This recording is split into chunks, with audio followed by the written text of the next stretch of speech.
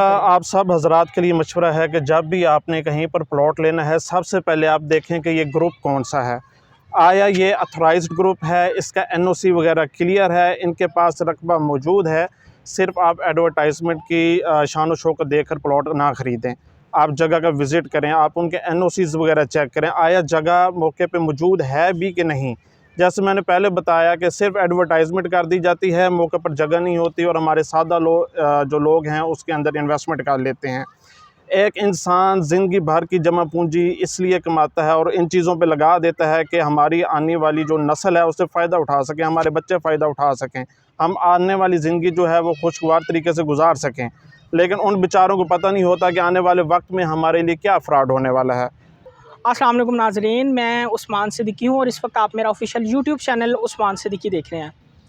नाज़रीन, पाकिस्तान में इस वक्त मुख्तलिफ़ किस्म की रिहायशी सोसाइटीज़ जो हैं वो क़याम उसका बनाया जा रहा है और मुख्तलिफ़ शहरों के अंदर मुख्तलिफ़ दफातर खोले जा रहे हैं जो कि उनकी फ़ाइल्स जो हैं वो शहरियों को, पाकिस्तानियों को बेच रही हैं। इनमें कुछ सोसाइटीज़, कुछ लोग, कुछ ग्रोह ऐसा भी है जो कि सोसाइटी के नाम पर मेरे पाकिस्तानियों से, मेरे बासियों से फ़्रॉड करते हैं। उनको बोगस फ़ाइलें बेची जाती हैं और उन बोगस फ़ाइलों को ख़रीदने के बाद एक बंदा सारी ज़िंदगी की अपनी जमा पूंजी उन सोसाइटी मालिकान को दे देता है। उसके बाद ना उनको कोई प्लाट मिलता है, ना जो सोसाइटी जिसके नाम पे उनसे पैसे लिए जाते हैं उसका जो क़याम है वो कोई अमल में लाया जाता है। इस पूरे प्रोग्राम में इसी लैंड माफिया के ख़िलाफ़ बात करेंगे और जानेंगे कि किस किस तरीके से ये लैंड माफिया जो है वो आम पाकिस्तानियों को बेवकूफ़ बनाते हैं। इस पे बात करने के लिए मेरे साथ इस वक्त एक साहब मौजूद हैं। करीब 17 साल से इनका ये काम है कि ये सोसाइटीज़ के अंदर डेवलपमेंट का काम करते हैं, ये बिल्डिंग्स बनाते हैं और उस बिल्डिंग को जो है ये आगे सेल आउट करते हैं।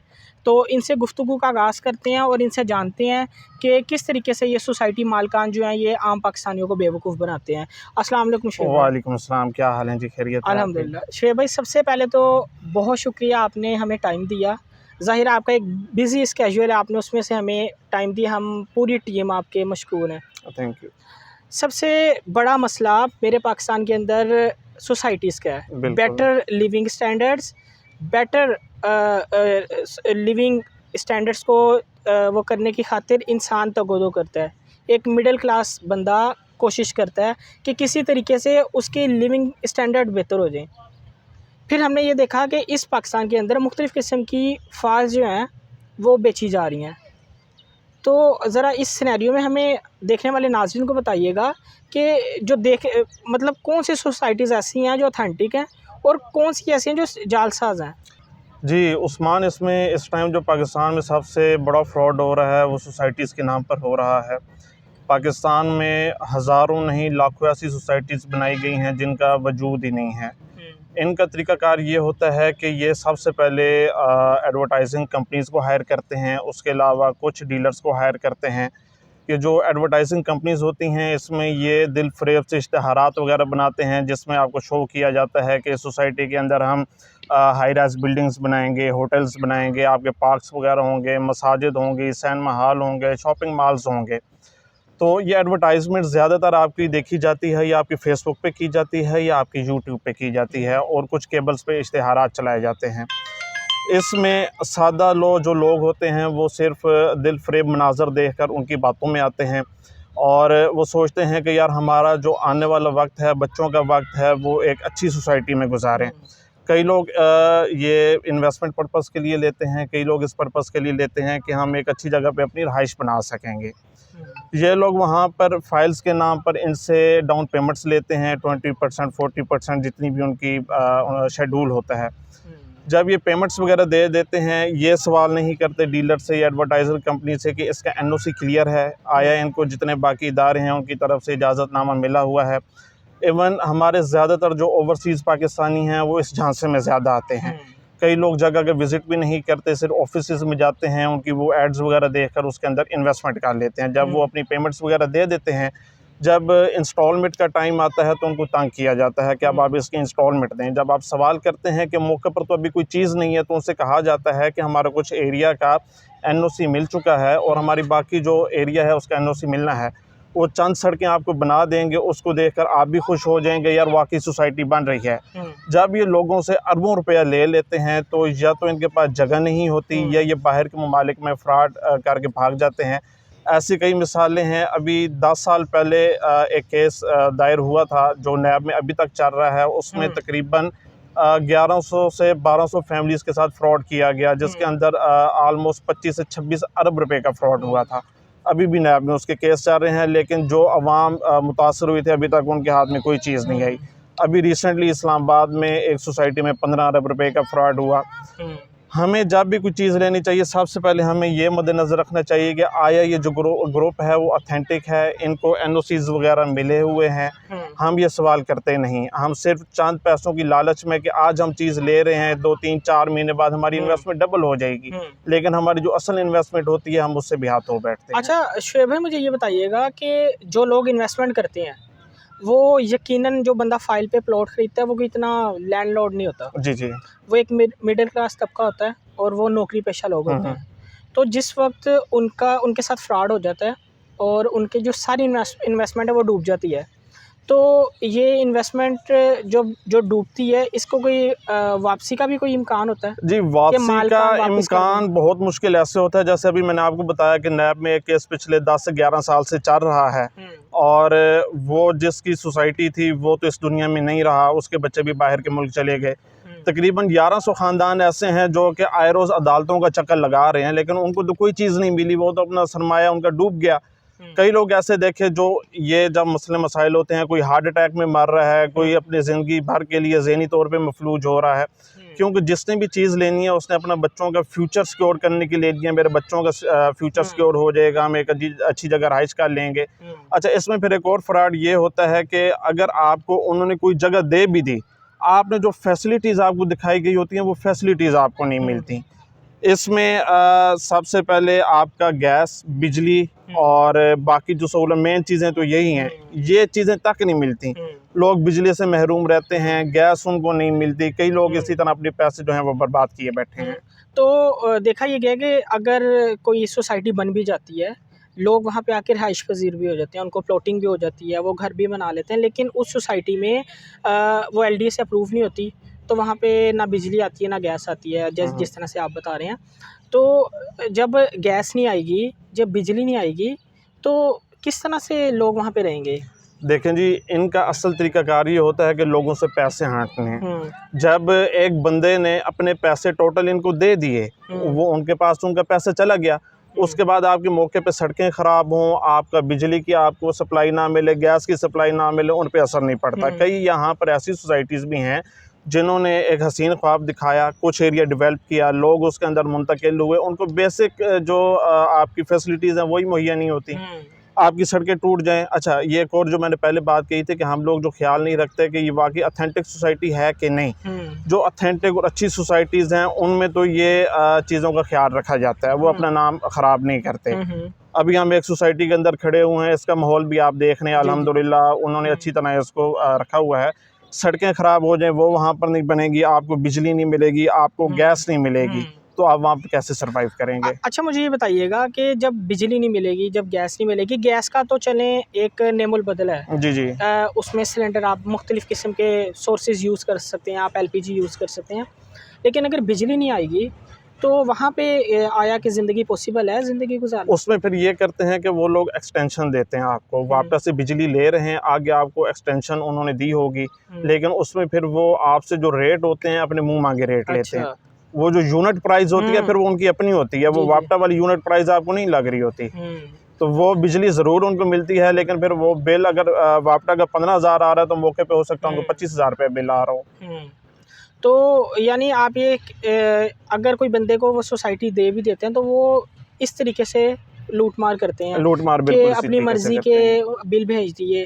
उसके अलावा फिर अगर आप किसी लोकल एरिया की बात की जाए, वहाँ पे तो गैस अगर अवेलेबल हो तो एक घर का 5 से 10 मरले का जो घर होता है उसका किराया बिजली इसका गैस का जो बिल आता है वो तकरीबन 400 या 500 रुपये आता है। बिल्कुल इसी तरह ही है। तो एक सोसाइटी के अंदर 5 या 10 मरले का अगर घर हो तो उस पे गैस की एलपीजी की कॉस्ट क्या आ जाती है पर मंथ? आपने अभी जो कॉस्ट बताई है इससे को आप 10 गुना कर लें। 10 गुना? आप 10 गुना कर लें इसको, 10 गुना 10 यानी गुना कर 5000। लें, बिल्कुल। इसलिए मैं यही मशवरा देता हूँ, जब भी आपने प्लॉट ख़रीदना है ओवरसीज़ पाकिस्तानी को, ख़ासकर मेरा ये मशवरा है कि कम से कम आप साइट विज़िट करें। सिर्फ एडवर्टाइजमेंट्स वगैरह देखकर आप ना लें, और सबसे पहले आप देखें कि इसका एनओसी क्लियर है कि नहीं है, क्योंकि ये सारी चीज़ें देखने के बाद ही इदारे एनओसीज़ क्लियर करते हैं। फैसिलिटीज़ उनको कब मिलेंगी जब उनके एनओसी क्लियर नहीं है, वो अप्रूव्ड ही नहीं है। अच्छा शोएब भाई, मुख्तलिफ़ किस्म के एड्स चलाए जाते हैं, वो वीडियो की सूरत में भी होती हैं और पिक्चर्स की सूरत में भी होती हैं। बिल्कुल इसी तरह है। मुझे ये बताइएगा, जो वीडियोस एड्स पे चलाई जाती हैं वो वीडियोस कहाँ से ली जाती हैं? अगर सोसाइटी बनी नहीं है तो उस सोसाइटी में की जो प्रमोशन के लिए वीडियो चलाई जाती है उसमें जिम्स भी दिखाए जाते हैं, उसमें मॉल्स भी दिखाए जाते हैं, उसमें गाड़ियाँ भी दिखाई जाती हैं, उसमें लोग्स भी दिखाए जाते हैं। वो वीडियो कहाँ से आती है? वो जैसे मैंने आपको पहले बताया कि जब ये एडवर्टाइज़र कंपनी को हायर करते हैं तो वो लोग अपने एक मुनफरिद किस्म के और दिल फरेब किस्म के एड्स वगैरह बनाते हैं। यही तरीकाकार है झांसा देने का। यानी एड्स का रियलिटी से कोई ताल्लुक नहीं होता। मैक्सिमम सोसाइटीज़ में ताल्लुक, हाँ, आप उसमें से चंद सोसाइटीज़ कह सकते हैं कि शायद उसके ऊपर वर्क कर लें, जो ऑथेंटिक ग्रुप हैं वो कर लेंगे, लेकिन मैक्सिमम नंबर्स जो हैं वो आपको दूर, जो आपको पार्क्स और वो चीज़ें दिखा रहे हैं वो तो दूर की बात, आपको तो सड़कें स्टैंडर्ड की नहीं मिलती वहाँ पे। इसके बाद ये लोग डीलर्स को हायर करते हैं, डीलर्स को ये लालच दिया जाता है। आप इस बात से हैरान होंगे कि डीलर्स को ये लालच दिया जाता है, आप हमारी इतनी फाइल्स सेल करवाएं, हम आपको फ़लाँ गाड़ी देंगे, आप इतनी फाइल्स हमें सेल करवाएं, हम आपको इधर इतने प्लॉट देंगे। अब जो डीलर है जो लालच में आ रहा है उसने तो अपनी फाइल्स बेचनी है, उसको अपना फ़ायदा नज़र आ रहा है, इसलिए वो कमीशन एजेंट है। उसने सिर्फ अपने कमीशन के चक्कर में अगले बंदों का करोड़ों रुपए का नुकसान कर देना है। अच्छा, ये जो कंपनीज मुख्तलिफ़ किस्म की बनाई जा रही हैं, जो एडवर्टाइजमेंट करती हैं मुख्तलिफ़ सोसाइटीज़ की, मैं गैर कानूनी सोसाइटीज़ इनको कहता हूँ मैं, क्योंकि आप यानी एक सोसाइटी अगर अप्रूव्ड है और एक सोसाइटी के अंदर ज़रूरियात ज़िंदगी की तमाम तर चीज़ें मुयस्सर हैं, तो मैं ये समझता हूँ कि उस सोसाइटी को एडवर्टाइजमेंट की ज़रूरत नहीं है।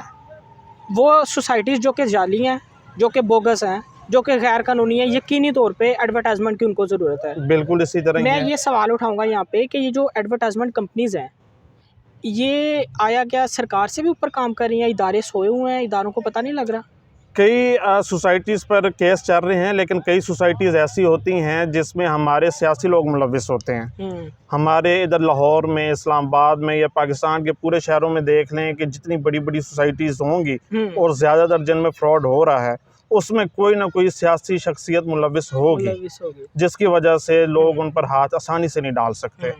अच्छा, देखने वालों को ये बताइएगा कि अगर वो उन्होंने प्लाट कोई ख़रीदना है या अगर उन्होंने घर बनाना है या वो ऐसा ख्वाब, क्योंकि हर बंदे का ख्वाब होता है बेटर लिविंग स्टैंडर्ड्स, अपनी ज़िंदगी को, अपने मेयारी ज़िंदगी को बेहतर बनाना, तो अगर उन्होंने आगे मुस्तकबिल में इन्वेस्टमेंट करनी है तो किन चीज़ों को वो देख के, किन पॉइंट्स को देख के, शॉर्टली ज़रा बताइएगा वहाँ पे वो उस सोसाइटी में। मेरा आप सब हजरात के लिए मशवरा है कि जब भी आपने कहीं पर प्लॉट लेना है, सबसे पहले आप देखें कि ये ग्रुप कौन सा है, आया ये अथोराइज्ड ग्रुप है, इसका एनओसी वगैरह क्लियर है, इनके पास रकबा मौजूद है।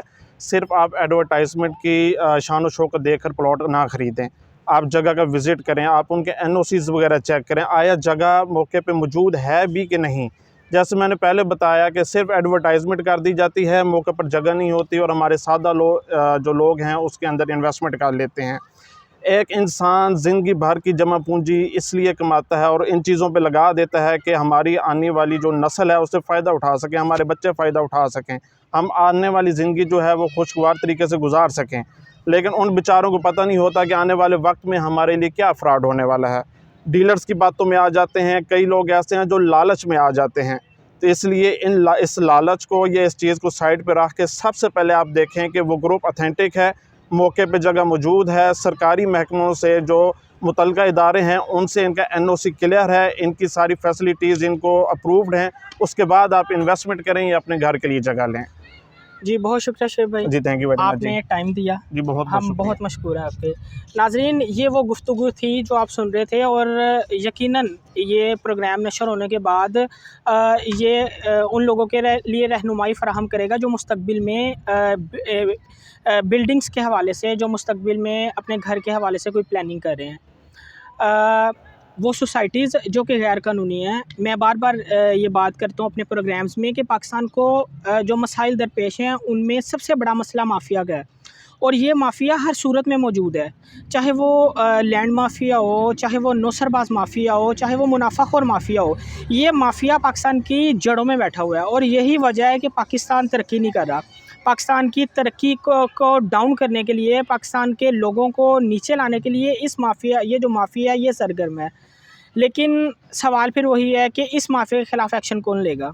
अभी आप गुफ्तगू सुन रहे थे, ये जो सोसाइटीज़ हैं इसमें बड़े बड़े जो मालिकान हैं ये मुलविस हैं, और ये लैंड माफिया बेसिकली सियासी लोग होते हैं।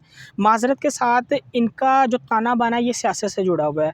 ये बिल्डर्स हैं, और ये या तो वज़ीर होंगे या ये हमारे जो हुक्मरान हैं वो होंगे।